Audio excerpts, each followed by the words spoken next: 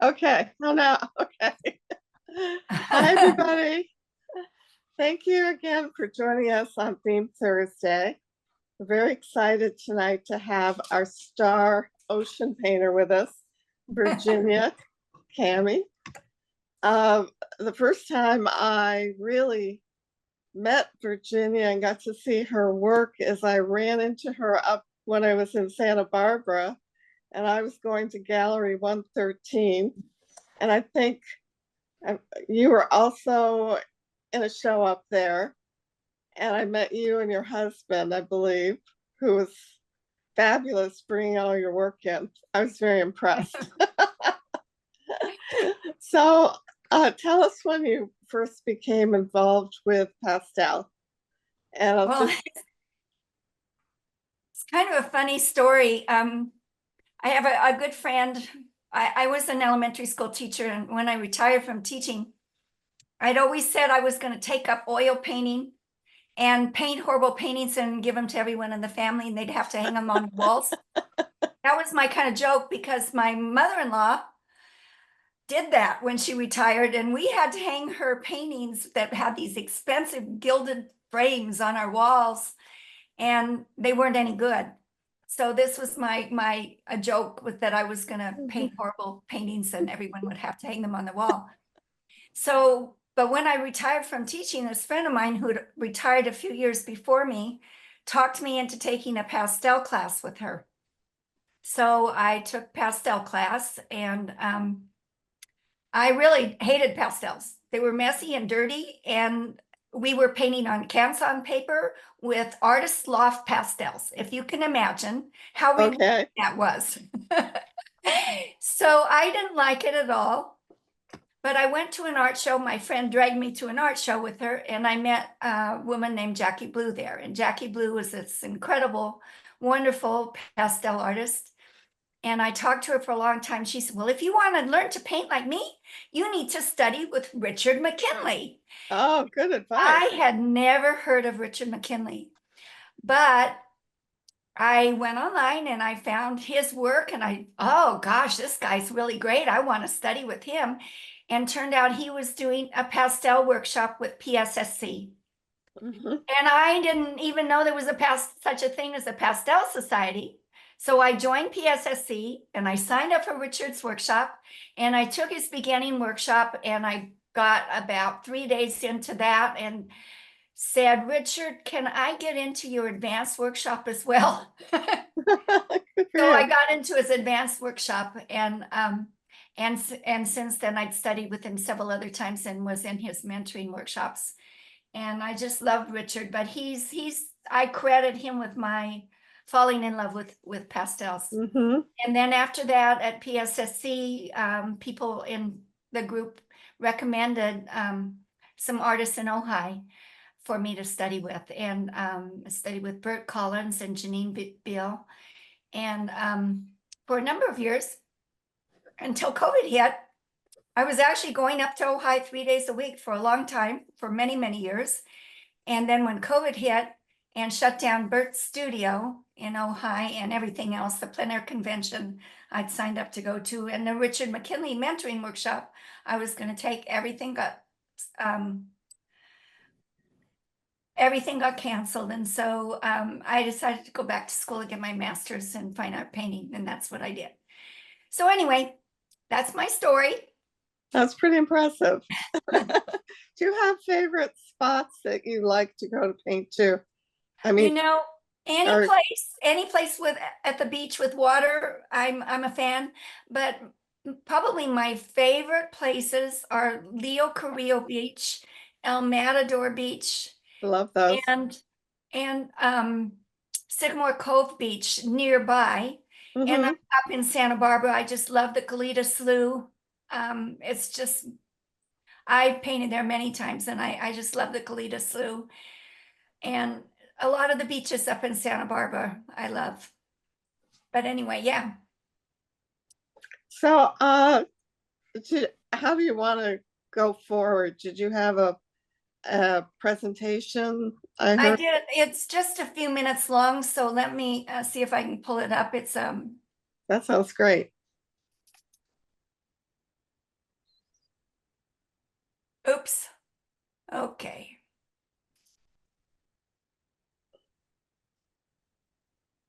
Okay, think I did maybe- a little Okay. presentation about seascape artists who have influenced my art. There are a lot of artists that I love today, contemporary artists, but I cannot share their work without their permission Of because it's course. copyrighted. I want to respect Mhm. their rights. So I've pulled together some of older artists their work is now in the public domain.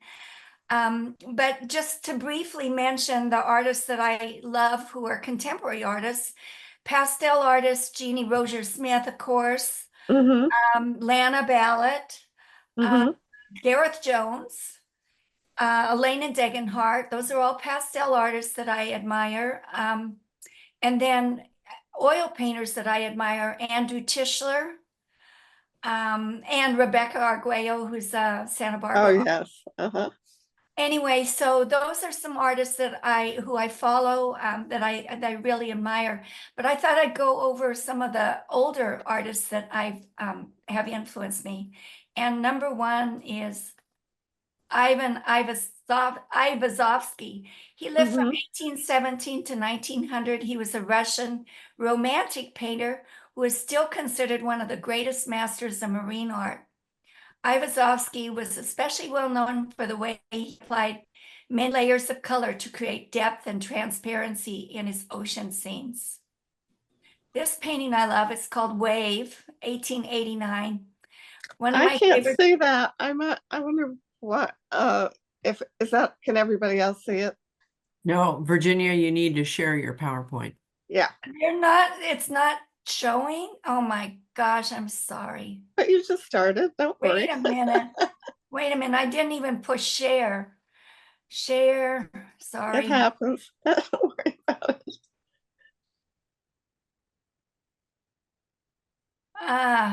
Okay. I'll start over with this. I won't start all over.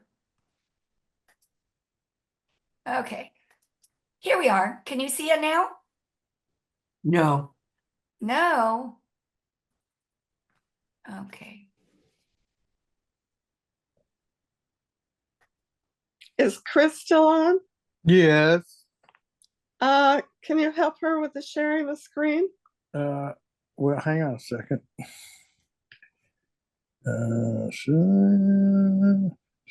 Spotlight. I just spotlighted her. That's one thing.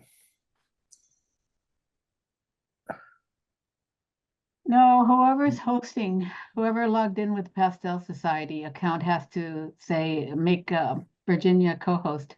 Okay, I just put all participants can share, so it should work.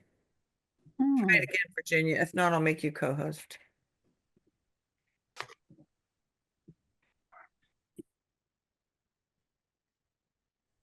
So it says share entire screen, but I want.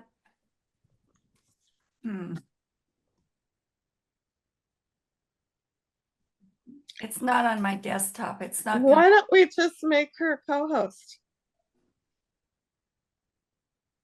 You know what? Don't worry about it.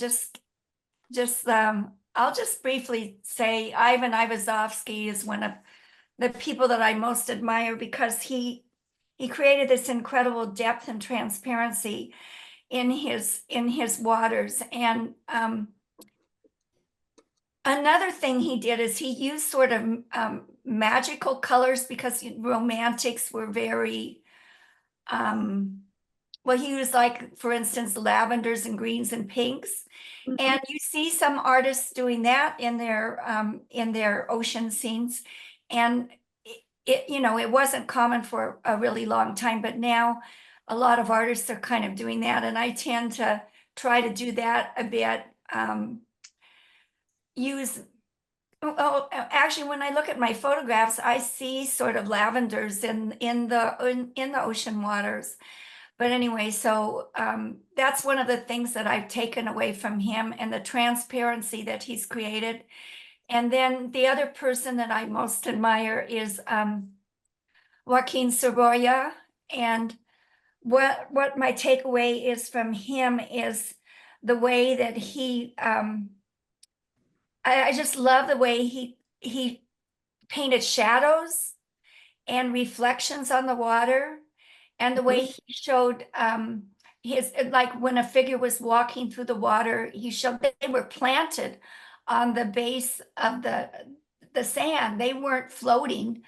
And so that was a big takeaway for me, is to make sure that my rocks, because I paint a lot of rocks, Mhm. planted on the bottom of the ocean. So those are some takeaways that I have from them. But anyway, since I can't pull up my PowerPoint, I'm just going to go ahead and start painting.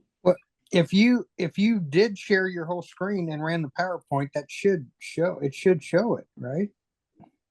It wasn't doing it. Oh, Made you co-host a little while ago, but maybe it's just not. try it again, see what happens.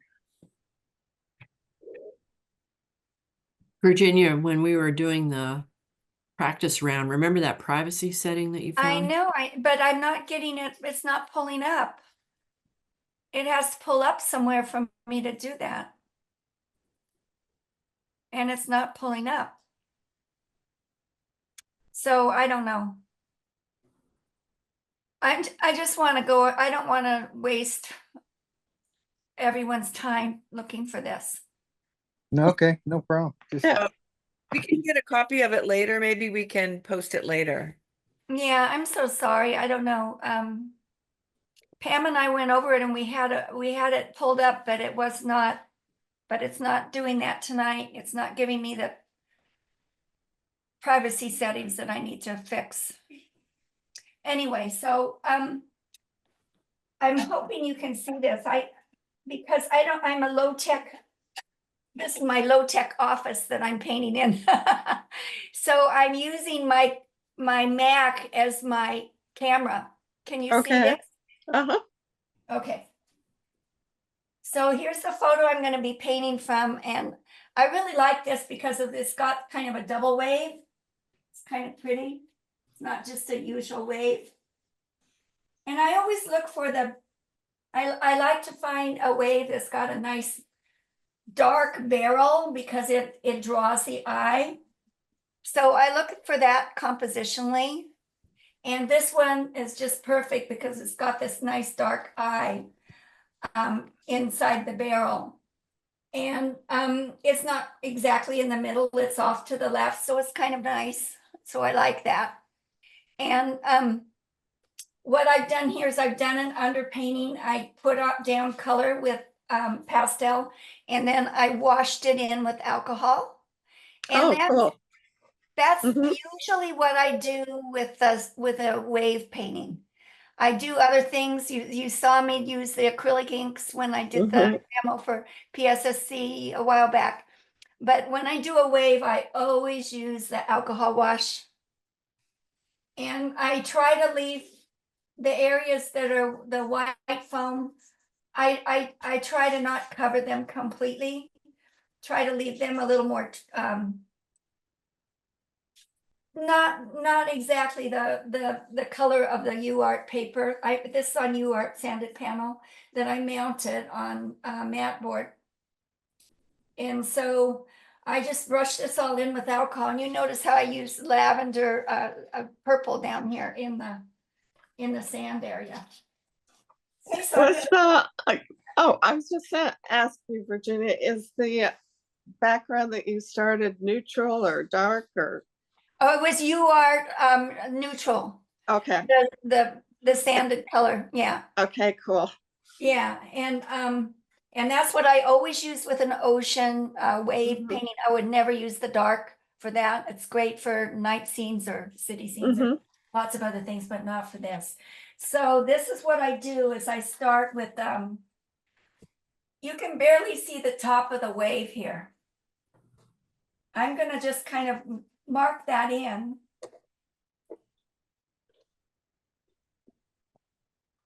But then the first thing that I do is always the ocean in the background. Okay, so I just kind of marked in basically where the top of the wave is. And now I'm going to go right in and do the ocean in the background. And the way I do that is I just it takes a lot of layers. And I'm gonna go over this part with the where the foam is, the spray is gonna be, but don't worry, it works. You can always go over with light on top of dark with pastel. And I make this fairly dark, but this takes many, many layers before I get it, so I like it. And I just kind of go back and forth. And I kind of do if you hear that dot dot dot, that's my trimmer. It's such an annoyance. I have this horrible trimmer. But I do a lot of different colors over and over.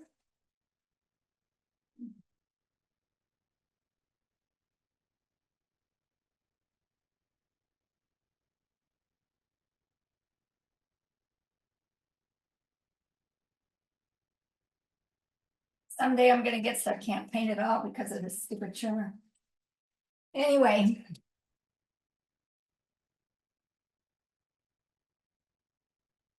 I like to use a lot of different layers because the ocean isn't just one color.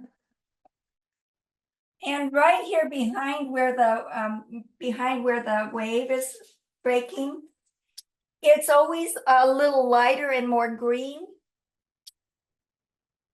So I'm going to go in with some kind of green there behind there.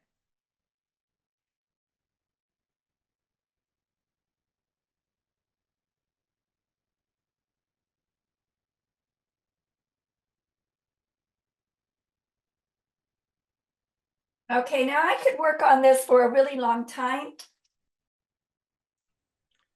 Do you have a favorite pastel right now that you're using for the ocean? Can you see what I'm using? Here's my pastels.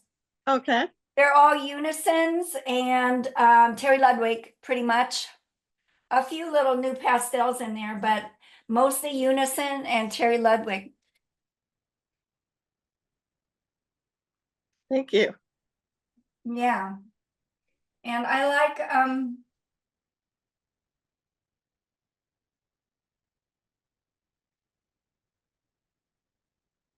I kind of, it's interesting. I learned this from an oil painter, I don't remember who.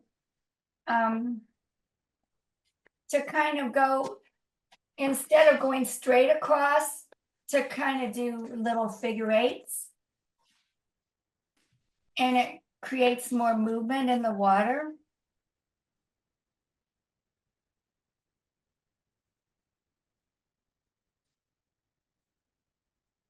I'm not going to work this anymore. I'll show you my sample painting that I did earlier today when I get done, or if I don't get done with this, which is possible. Okay, so now I'm going to start on the wave.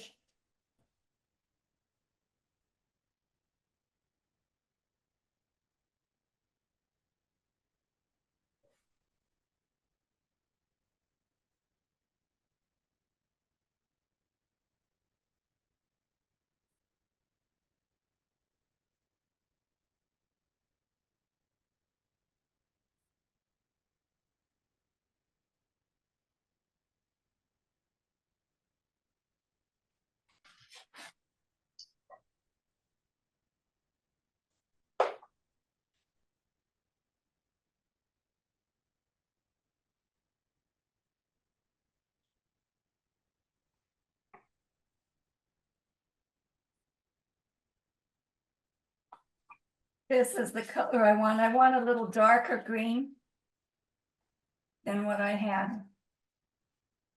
So I'm going to go over this with darker green.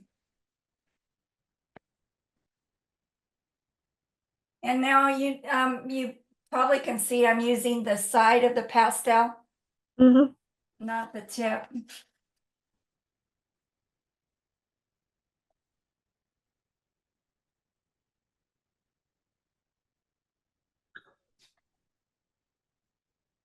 And at the very top of this wave,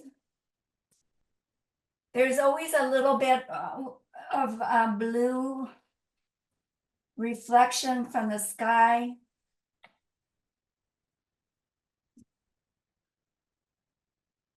And I like to put that in there. And the way I do it is I kind of pull down from the top of the wave.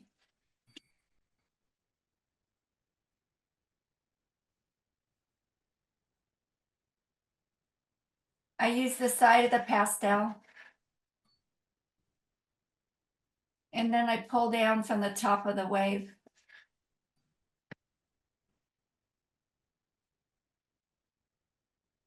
And then we've got this nice, there's always like this little light band.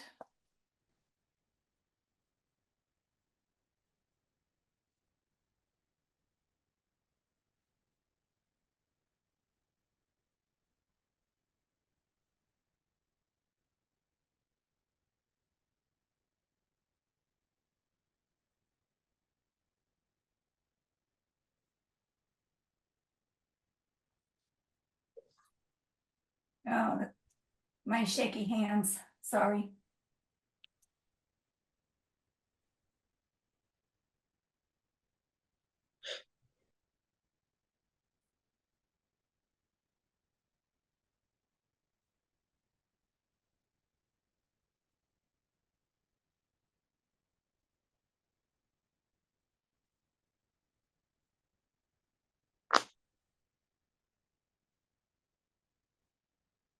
Oops. When you make a mistake.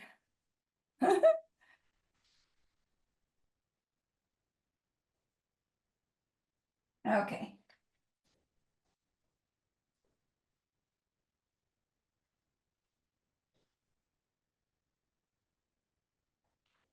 Virginia, when you're doing your light wave, are you using a light blue or are you going to a pure white? I don't use a pure white until the very end. Okay. I might put a few white touches on it Mm-hmm. at the very end, but I never use a pure white because of simultaneous contrast. If I'm using a pale blue, it's going to look like white. True. Using a pale green or a pale yellow, it's going to look like white. Right now I'm using, this is a very pale greenish yellow, Mm-hmm. and it's looking very light right now.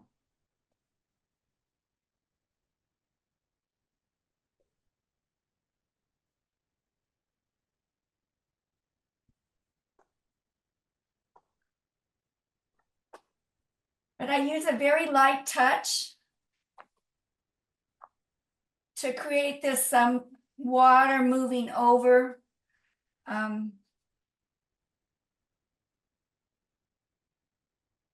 over the barrel of the wave.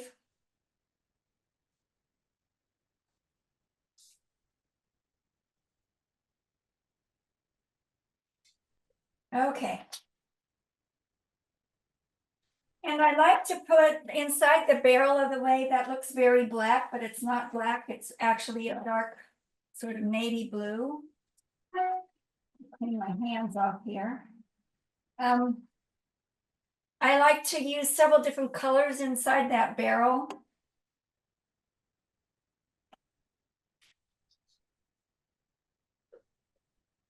So I've got like a dark green.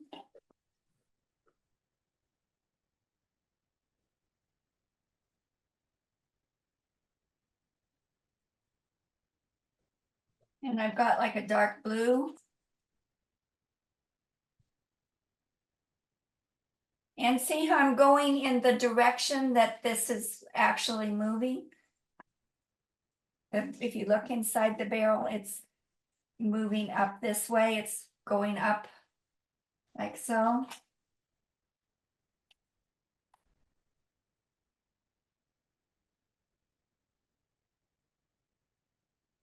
Okay, and now I'm going to put down a little bit of the light. I'm going to use a pale blue, and I'm going to put down a little bit of this sea spray.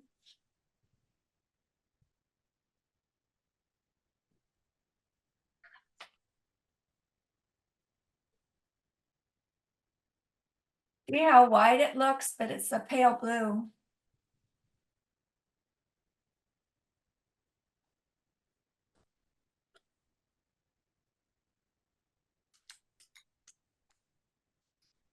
And there are actually a lot of shadows within the wave.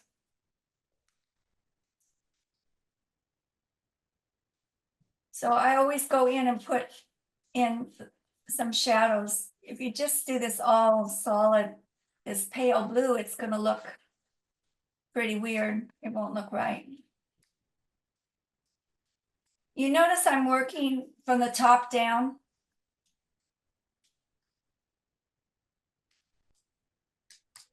I started at the top and now I'm working down. And I tend to do that in pretty much all of my paintings. And, you know, I do, when I work all around the painting, that's at the last. But right now, I'm just, I'm working from top to bottom.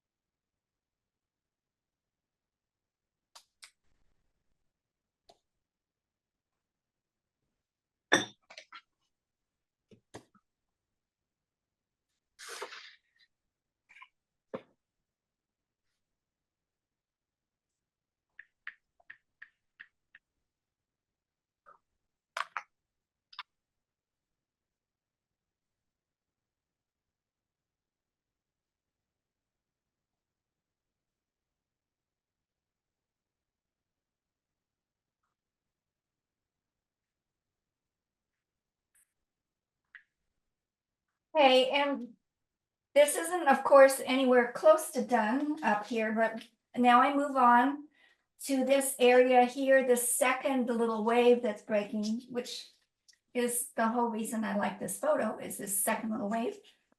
I think that's pretty cool.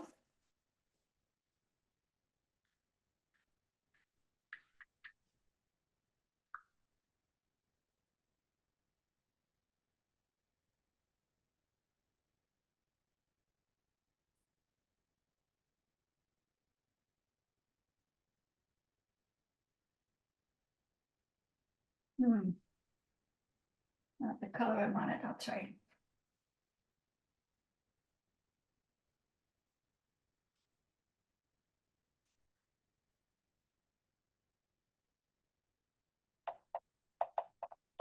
Why is that so brown? Oh, this is better.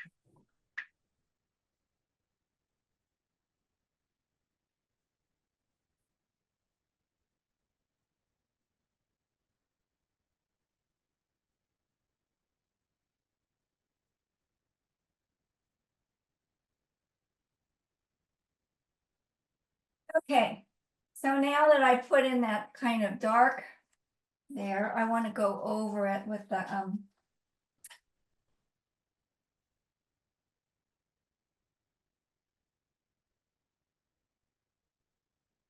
with some of the foam. Follow the pattern of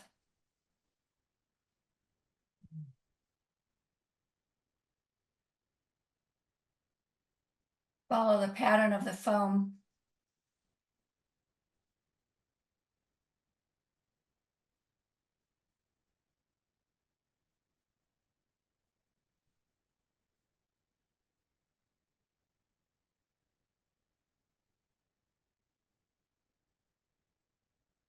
And where the inside of here, there's some light.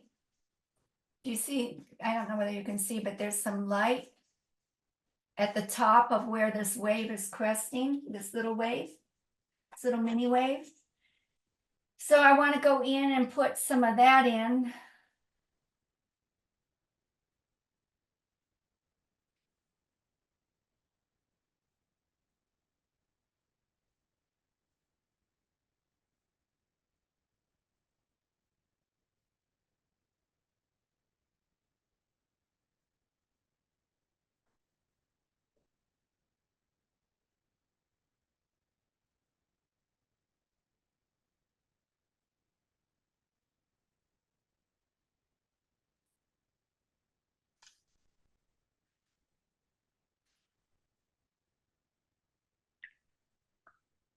Okay, so I'm gonna, this part here is probably the most complicated part of the painting.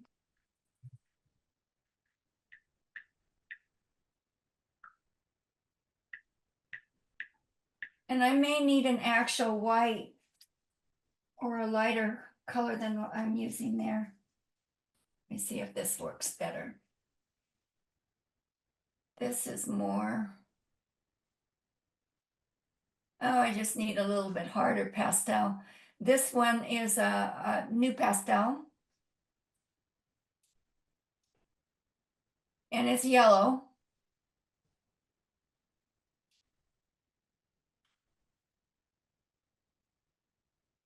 And I'm not sure I like the yellow. If I have a piece of white, new pastel, I'm going to use some white.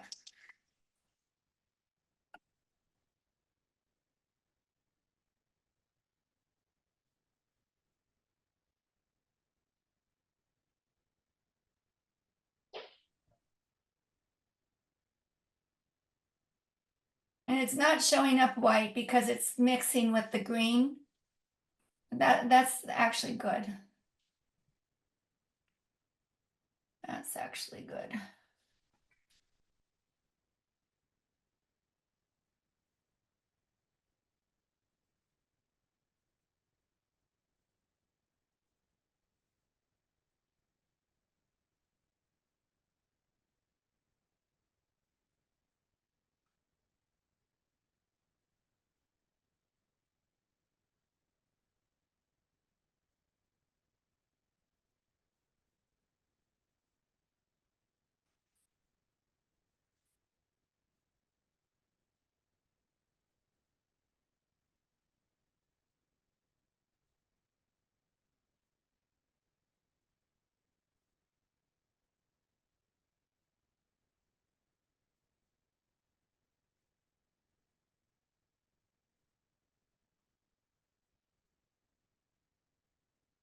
Some of these little foam patterns that are within the barrel of this second wave, I'm going to go over them with a sort of a grayish color because otherwise they won't look like they're inside the barrel of the wave. They need to be paler in color in order to look like they're within the barrel of the wave.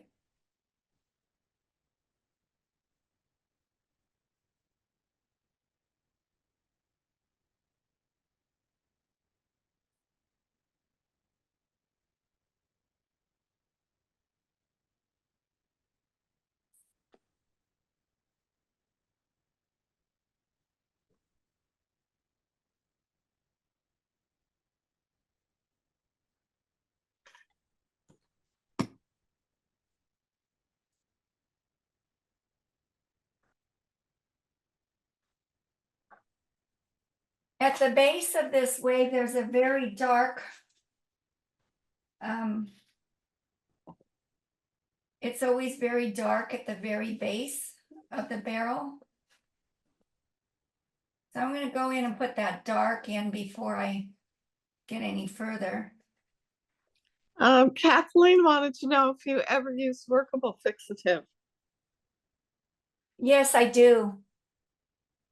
I do. I use workable fixative. This would be a time that it would be useful. Do it at what point besides the end? I mean, do you use it? No, the workable fixative is when I want to hold things in place. Okay. When I want to hold things in place so that I can work on top of them a little more. And I do use workable fixative. But I'm picky. I only like Grumbacher workable fixative. I don't like the Krylon or any of those others. Well, that's good to know. I only like the Grumbacher. And right now you can't get it. It's like they've got a supply problem. So that's annoying. I've been out of it for many months. And it's been on back order at Blick for at least 2 months. Have you tried calling graphics? Oh, I called Graphics first thing. Okay. Nope, don't have it. Virginia, have you tried the Lascal? Oh, that's my final fixative. Yeah, that's what I use for final fixative. That's the Okay. only thing I use. Okay. But for a workable fixative in between layers, Mhm. I like to use the Grumbacher. And the Blair's no good for you? I'm The sorry, Blair? the Blair? Blair, no, Blair I use on my charcoal drawings to hold them in place, but it turns things dark, Okay. so I don't like that. But I use it on my charcoal drawings. Works really well. Okay, I got some dark in there now. Now this thing is too dark. This barrel is too dark.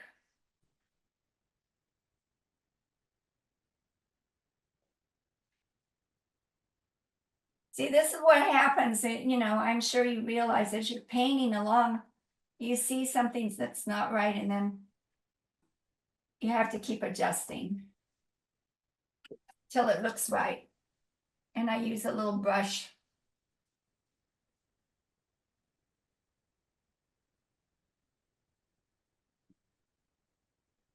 Okay, so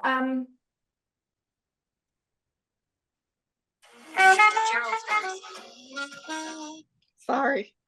it's okay. Need a little music here.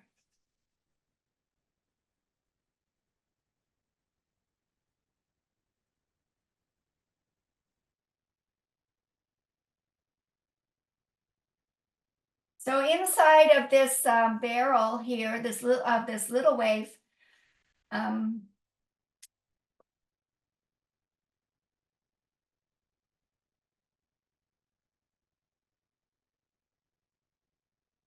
I wanted the foam to be darker than it is on top as it sits on top.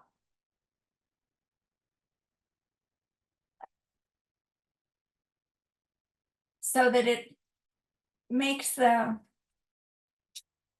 appear,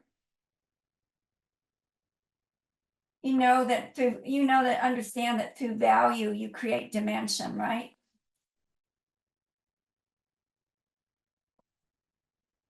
So you really have to have a darker value inside the barrel of the wave in order for it to look,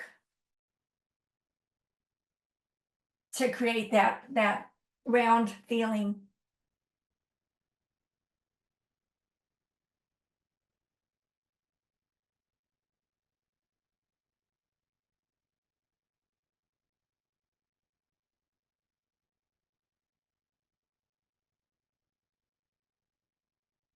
Not following this map very well today.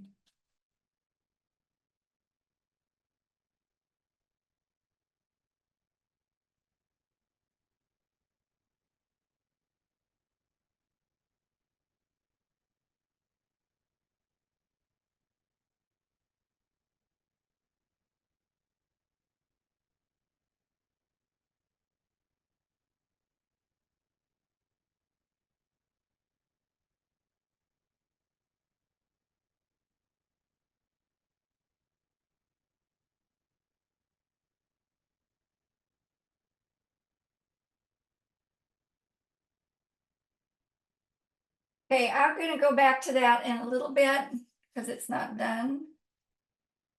But I want to get more of the foreground done. So for the foreground, it's picking up all this blue light from the sky. So pretty. So I'm just going to go over this with blue, a pale blue.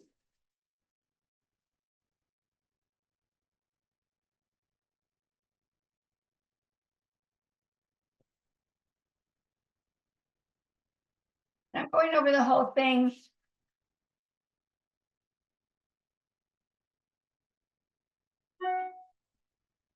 And then I brush it out.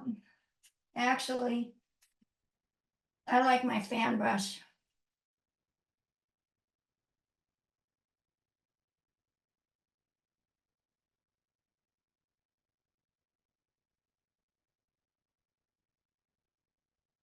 Ooh, I'm gonna sneeze.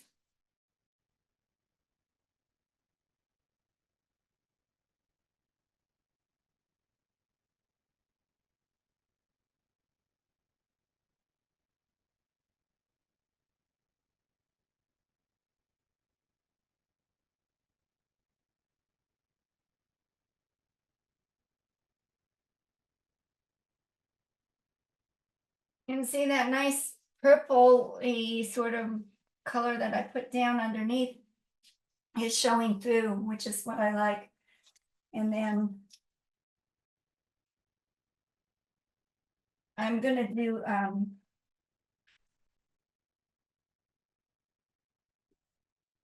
the edge of the water here. Virginia, somebody asked, do you ever worry about the pastel dust inhalation?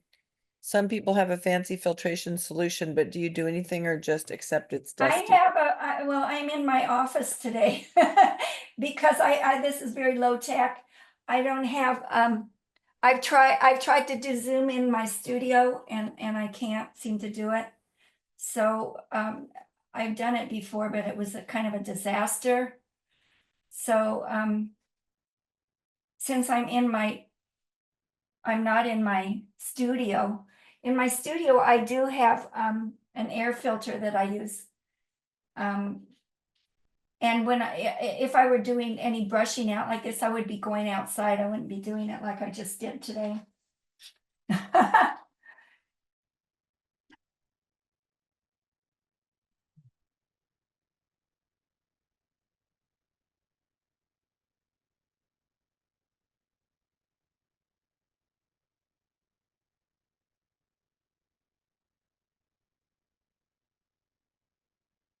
Yeah, my dear mentor, Bert, can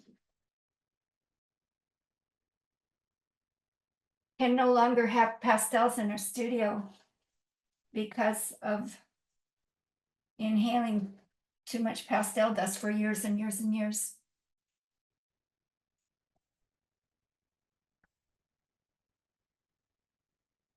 She now has to, she's been on oxygen and the doctors told her she can't have pastels in her studio anymore.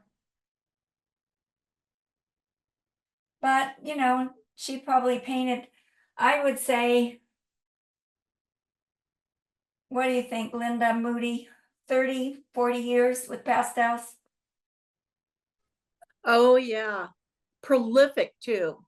Yeah, and and because she's partially paralyzed, she has her pastel like this close to her face, and she's like this. Yeah. And Yeah. she bends over and she's really literally got her face 4 inches away from her pastels. So yeah, and having, you know, up to 15, 20 students in her studio doing pastels. Yeah, she's paying the price for it. But she never had a filtration system at all. And didn't do anything that I can tell to protect herself. I do turn on a filter in my studio. Not all the time, but when I'm doing things that are dusty or I'm doing, I do turn it on, and especially if I'm doing brushing things out. Sometimes I don't brush anything out at all.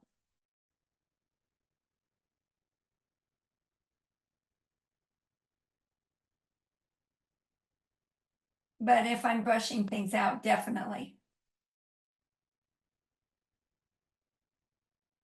And one thing I like is the way the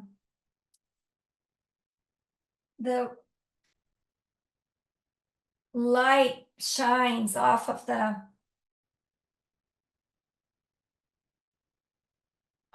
wave. See, you can see, I don't know whether you can see, but here there's light shining down, and another place there's light shining right over here.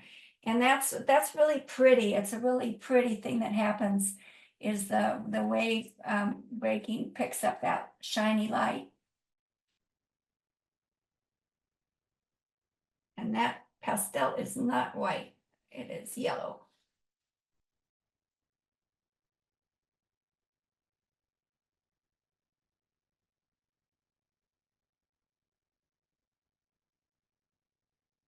Make it more blue.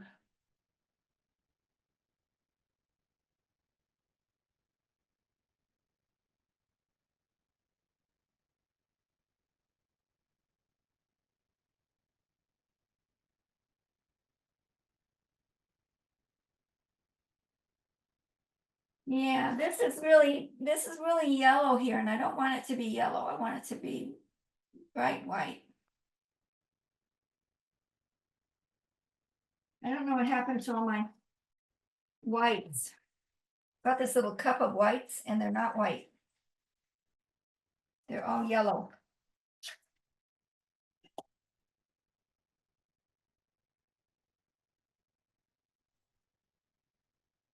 Not white at all. Oh well.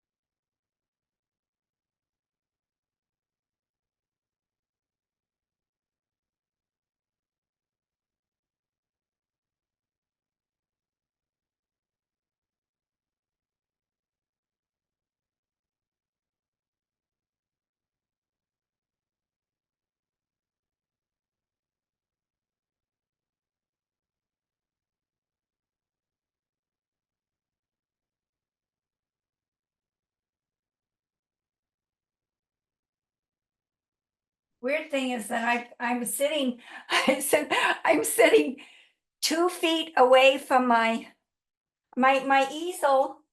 I don't know whether you can tell, my easel is actually 2 feet away from my computer, and I'm squished in here in between.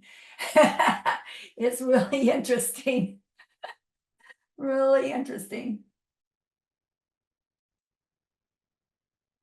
I don't know what happened. I don't have a white. I took all of my pastels out that I was using. I set them all aside.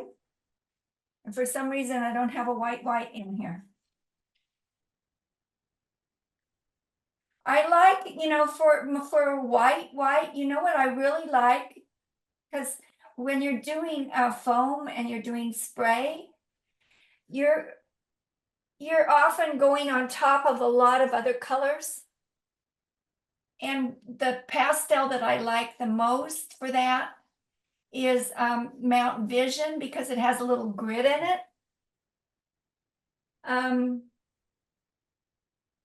So yeah, I like Mountain Vision a lot, just for that one thing.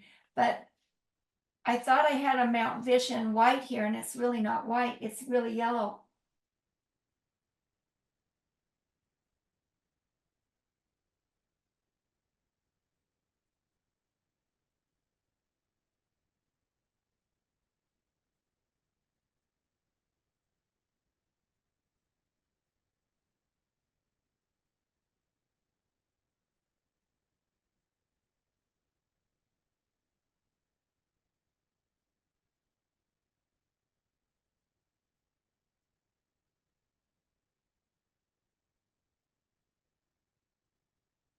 Okay, so now what I'm gonna do is, how much time do we have? Oh, we're fine on time. It's 7:29 right now.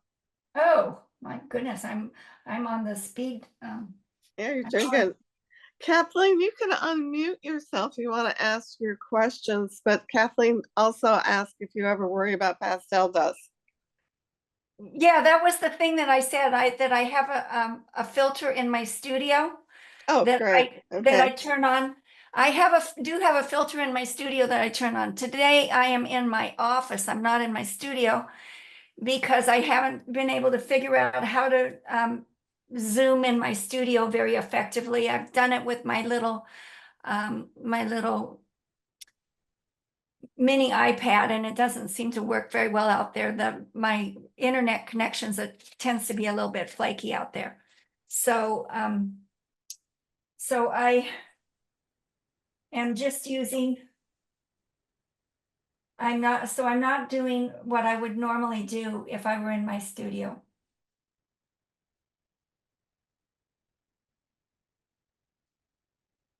Normally I wouldn't be making all this dust without trying to mitigate it somehow.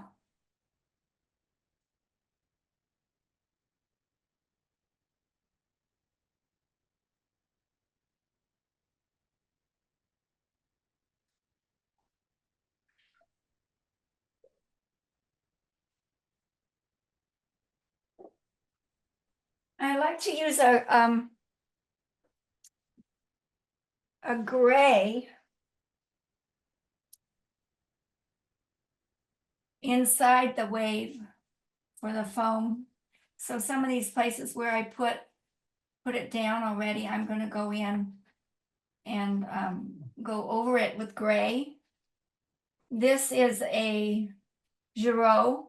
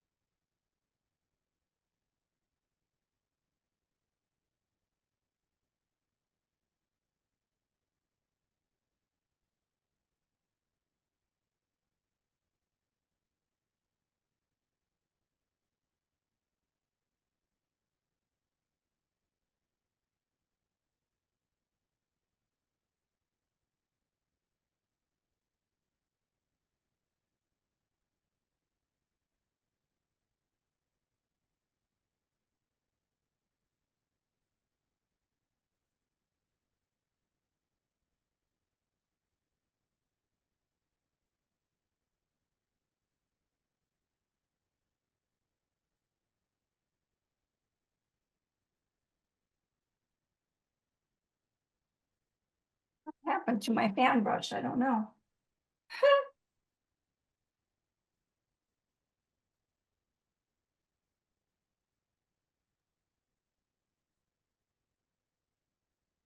Virginia, I really don't want to interrupt you, but someone said I could ask a question about, Yeah, you can ask questions. Go um, ahead. do you ever go do plein air with the pastel, or do you prefer to be in the studio? I just did plein air yesterday, and I did plein air last Saturday. I try to go out at least once or twice a month. I would like if I could go out once a week, but I don't seem to be able to do that. I teach a lot of hours in my home studio and at adult ed, and it seems like I can't get out as much as I would like to. But yeah, I love to go out plein air painting. I love it. I there's nothing like seeing the light and seeing the colors the way they are in nature, because a photograph doesn't translate. That brings me to ask, so the photo you are working from, you took yourself and you use your own reference? Yeah, I never use someone else's photo for my paintings. I always use my own photos. I wouldn't think of using someone else's photo. Well, And I are should you say, always able to work so fast? I'm fascinated that you are so fast. That would take me like 2 months to do what you're doing. I don't think I'm very fast at all. I'm like thinking, oh my gosh, I'm not going to finish this. I'm not going fast enough. But yeah, I teach at adult ed, and I have to do demos. And, you know, I just learned to kind of work quickly. And when I was working on my master's, I had to paint almost all my work on my master's was in oil paint, not in pastel. Only class I took where I used pastel was my portrait drawing class. Everything else was oil or charcoal or gouache, but mostly oil. And I had my one class, in 15 weeks, I had to paint 150 oil paintings. That really taught me to work quickly.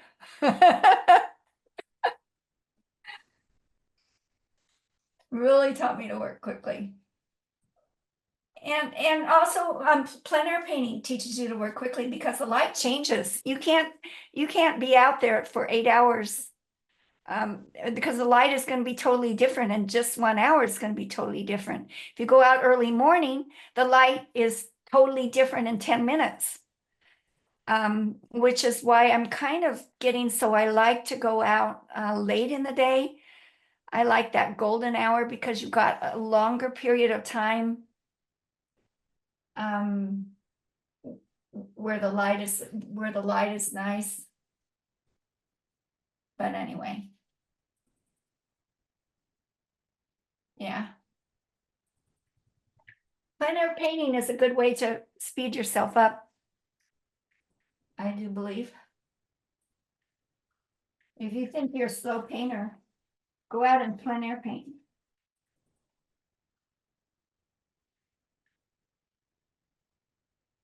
Yeah, this is all turning yellow. Okay, so what I'm going to do is I'm going to now work on my spray.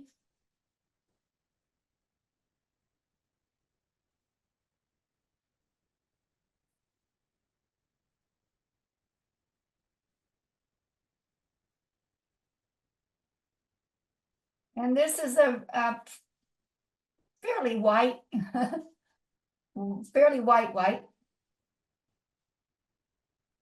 But it looks, when I'm putting it down here, I don't know whether it's the light in my office, but it looks pink to me. Might have a little pink in it.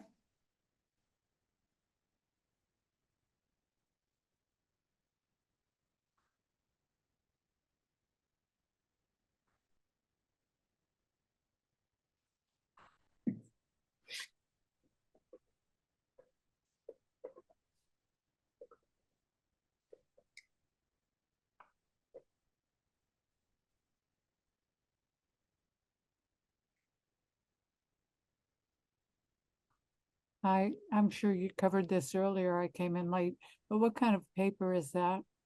It's UART 400. No, it's actually yes, UART 400, mounted on mat board. I mount them myself with I use 77 spray.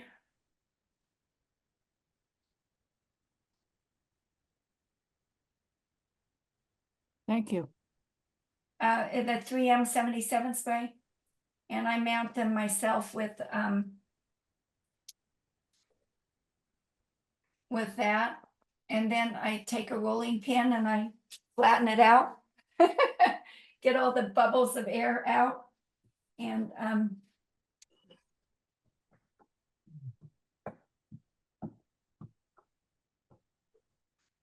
I mount my paper myself.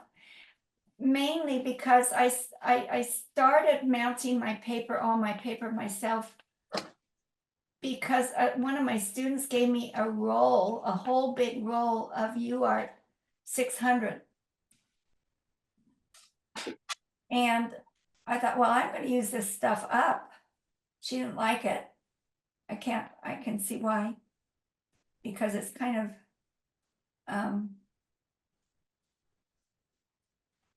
it's kind of the roll of paper, it curls up and it's really kind of difficult because it's been curled and it just doesn't want to uncurl. So my student gave me this roll of paper because she didn't like trying to work with it. And I thought, well, darn it, I'm going to learn how to do this. I'm going to learn how to make this work. So I discovered that if I use like spray adhesive and I spray both the mat board and the back of my UART paper, and then I stick them together, and then I roll it out with a rolling pin, and then stick it under a stack of books, and it'll get really nice and hard. And so that's what I do. But this is actually 400 because I prefer the 400, and I was mounting 400 for another project that I'm doing. And so I thought, well, I had a little bit left over. So that's what I did, cut this. Okay, so now that I've got this in here, I'm going to go in and I'm going to put in some shadows. And the way I do the shadows is I take a dirty finger and I rub it on a darker pastel and get my finger nice and dirty. And then I go in and I pat it in.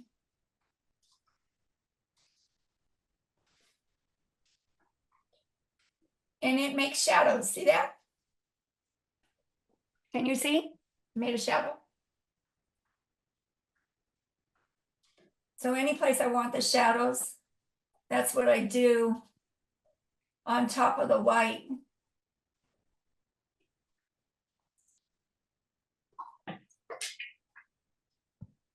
It's very scientific. Yeah, that would probably work for clouds too, right? Oh yeah, I do that on clouds too. It's genius. I never would have thought of that. I do that on clouds too. And it's just pat, pat, pat, and it just changes puts in the little shadows. So I kind of do that, and then of course what I like to do is I like to spray my foam spray onto this. I like to spray onto the spray.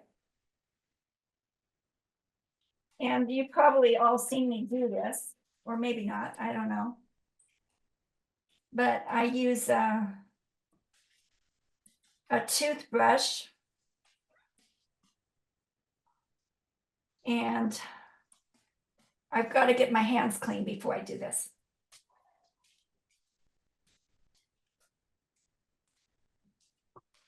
I don't know what happened to my fan brush. Oh, there it is. It's on the floor. I was looking for it. Okay, I've got to get my fan brush off of the floor. Okay, so here's what I do. I use alcohol, and this is 91% alcohol because it dries faster.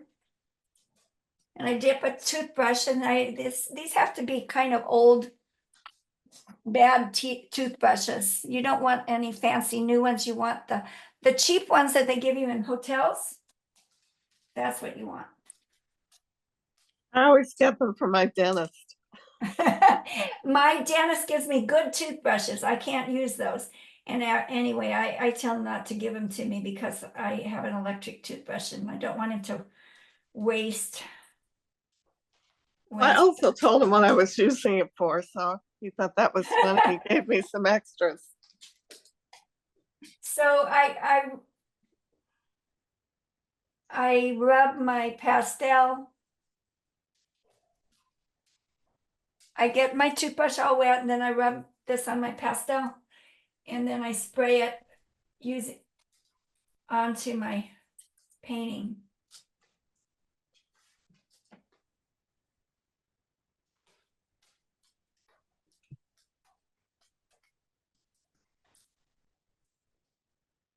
And you don't want it too wet because you'll get a big drip.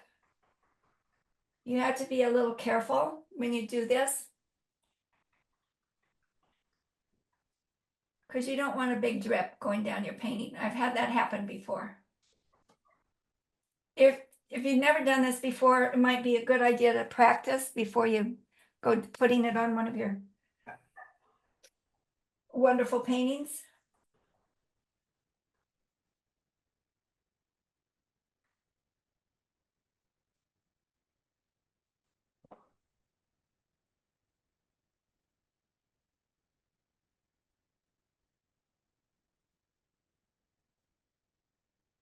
I end up with more pastel on me than on the painting. Thank you, Virginia. That tip was worth the price of admission here. Which tip? Which tip? The spray. This The Right? spray? toothbrush. Oh yeah, this is gold.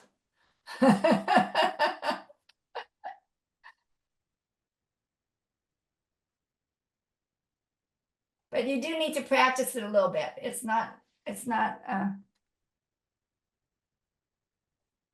necessarily the easiest thing to do. And you can overdo it very easily.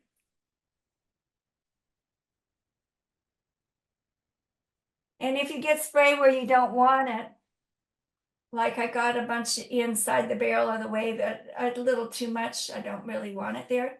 It's okay to have a little bit there, but I don't want all that. You can just kind of brush it out. And then once it, yeah?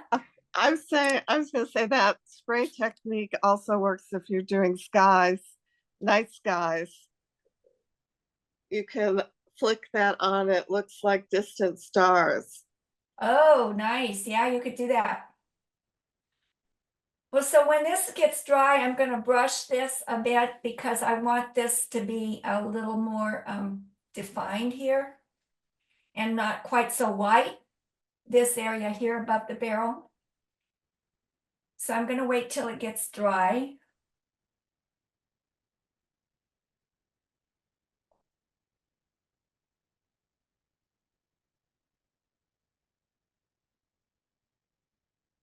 Maybe that's the wrong brush. Maybe this brush needs to work.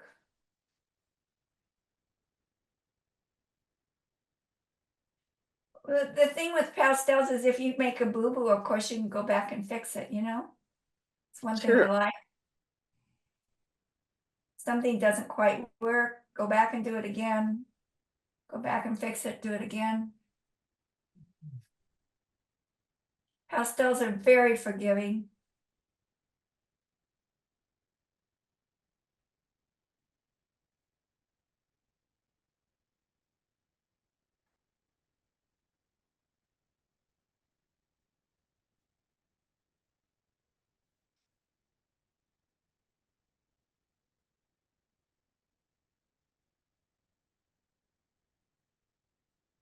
Okay, so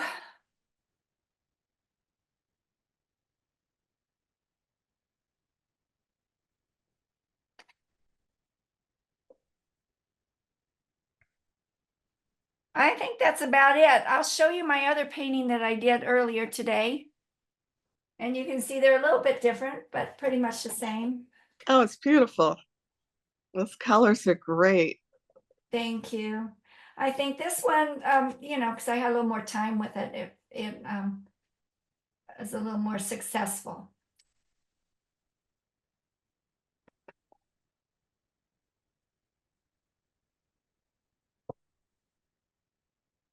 So what time are we?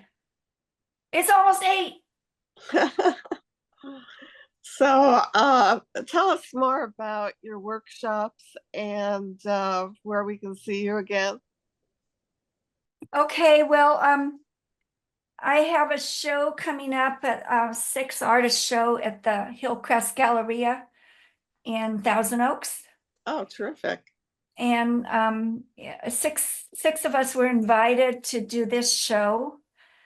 And it's going to be a 3-month show. And that's starting in March, the end of March, Mm-hmm. and running through June. Great.